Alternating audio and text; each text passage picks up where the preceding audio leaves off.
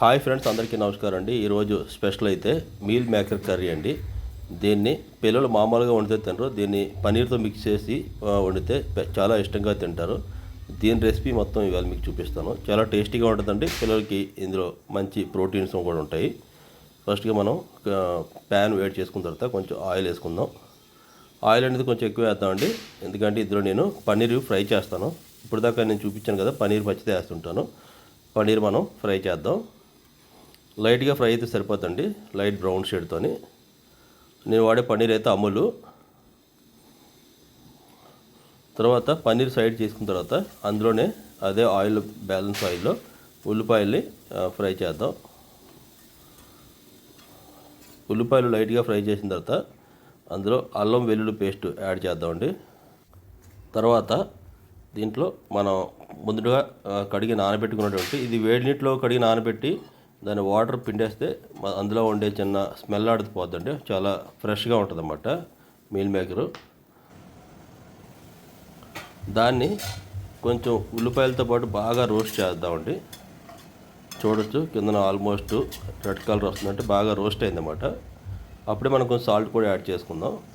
తర్వాత మనం frozen మటన్ని, fresh mutton ఉన్నా పర్లేదు, రెండు యాడ్ చేసి కొంచెంసేపు కుక్ చేద్దామండి.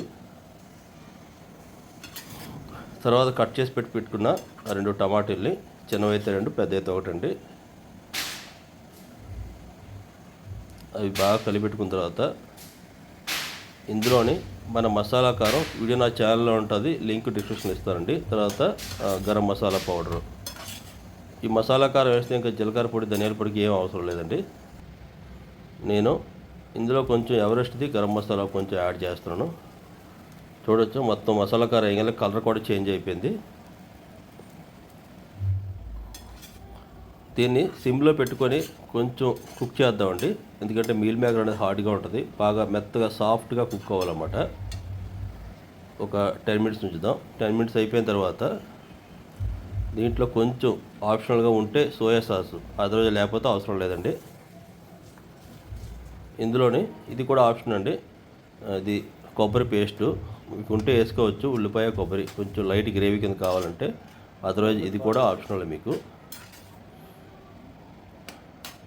నేను వాటర్ అనేది లైట్గా వేసానండి. ఇది ఫుల్గా టైట్గా వస్తుందన్నమాట, గ్రేవీ లేకుండా. ఇప్పుడు మనం ముందుగా వేపు పెట్టుకున్న పన్నీర్ని అందులో షిఫ్ట్ చేద్దాం. పన్నీర్ అనేది లాస్ట్లో వేయాలండి. నేను చెప్పడం మర్చిపోయాను, పన్నీర్ వేపుతున్నాడు చిటికెడు ఉప్పు కూడా వేసానమాట, అందులో సాల్ట్ ఎక్కుతుంది. ఇంకా పన్నీర్ వేసిన తర్వాత మరి ఎక్కువ తిప్పడం, కలపవలసిన పని ఉంటుందండి. లైట్గా అటు ఇటు షిఫ్ట్ చేసుకొని జస్ట్ 1 మినిట్ స్టవ్ హీట్లో పెట్టుకుని ఉంచేస్తే మసాలా పట్టిందాకా తీసేయచ్చు. ఆల్మోస్ట్ కర్రీ అయితే రెడీ అయిపోయిందండి. ఇది సేమ్ మన చికెన్లా ఉంటుందండి, బోన్లెస్ చికెన్ టైప్లో ఉంటుంది. దీన్ని వేడివేడిగా అన్నంతో కానీ చపాతీతో కానీ సర్వ్ చేసుకుంటే చాలా బాగుంటుంది అన్నమాట. నేనైతే మా బాబుకి రైస్తో సర్వ్ చేస్తున్నాను.